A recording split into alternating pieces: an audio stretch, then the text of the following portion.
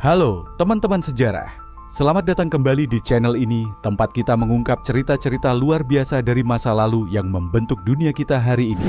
Dan kali ini, cerita yang akan kita bahas benar-benar mengagumkan. Coba kamu bayangkan, sebuah batu hitam menjulang setinggi 2,2 meter, penuh dengan tulisan kuno berbahasa Paku, dan dipenuhi hukum-hukum yang usianya hampir 4.000 tahun. Teman-teman, inilah Kode Hammurabi, salah satu dokumen hukum paling penting dan berpengaruh dalam sejarah manusia. Ini bukan sekadar artefak berdebu yang terlupakan di sudut museum. Tidak sama sekali. Batu megah ini diciptakan oleh Hammurabi, Raja Babilonia, bukan hanya untuk mengatur kerajaannya, tetapi juga untuk mengubah cara orang memahami keadilan. Dan tentu saja sekaligus menunjukkan kekuasaannya sebagai penguasa besar. Jadi, ambil camilan kalian, duduk santai, dan bersiaplah untuk takjub.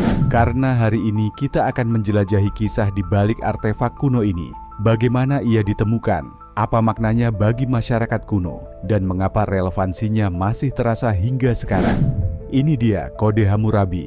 Kode ini ditemukan pada tahun 1901 oleh para arkeolog di Susa, Iran. Sekilas, ini terlihat seperti prasasti batu biasa, tetapi kekuatannya terletak pada 282 hukum yang diukir dengan teliti di permukaannya. Hukum-hukum ini mengatur segalanya: upah, perselisihan keluarga, kejahatan, bahkan kebijakan tenaga kerja di zaman kuno. Dan di bagian paling atas, sebuah ukiran menakjubkan menunjukkan Raja Hammurabi berdiri di hadapan Dewa Matahari Syammas yang memberinya simbol kekuasaan dan keadilan. Bukti nyata dukungan ilahi, bukan? Tapi tunggu dulu, ini jadi lebih menarik. Kalian tahu ungkapan mata ganti mata? Yap, itu berasal langsung dari Kode Hammurabi. Meskipun terdengar kejam menurut standar kita sekarang, pada masanya ini adalah langkah revolusioner. Kode ini tidak hanya menghukum, tetapi juga menciptakan ketertiban. Kode ini memberitahu rakyat Babilonia, beginilah cara keadilan bekerja.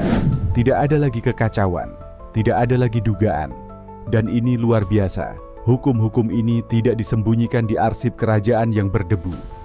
Hammurabi memastikan bahwa hukum-hukumnya dipajang secara publik, diukir pada batu-batu besar seperti ini, agar semua orang, mulai dari pedagang terkaya hingga petani paling sederhana, tahu aturan mainnya.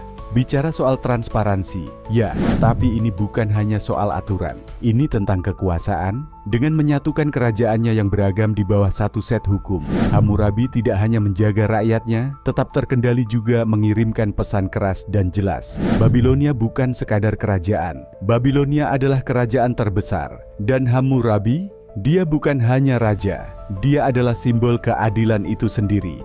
Kita lompat ke abad ke-12 sebelum Masehi. Prasasti ikonik ini menjadi rampasan perang, dibawa ke Susa oleh raja saingan. Saat ditemukan kembali di masa modern, prasasti ini sudah pecah menjadi 3 bagian. Tapi pesannya masih utuh, dan warisannya tak tergoyahkan. Ingat, Kode Hammurabi memang tidak sempurna. Ia memihak kaum kaya, mengutamakan laki-laki dibandingkan perempuan, dan menerapkan hukuman yang keras. Tapi ia juga memperkenalkan gagasan yang radikal, perlindungan bagi yang lemah, hak bagi perempuan, bahkan konsep seperti penghapusan utang.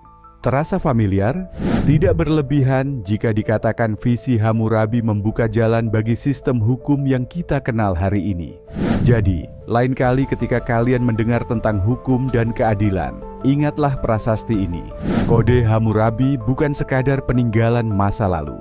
Ia adalah pengingat luar biasa tentang bagaimana visi seorang raja mampu membentuk peradaban selama ribuan tahun. Dan itu dia, kisah perjalanan kita ke Babilonia kuno. Kalau kalian merasa cerita ini menarik, jangan lupa untuk like, share, dan tekan tombol subscribe.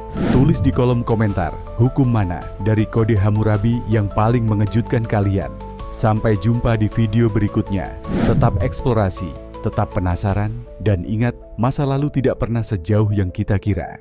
Sampai jumpa.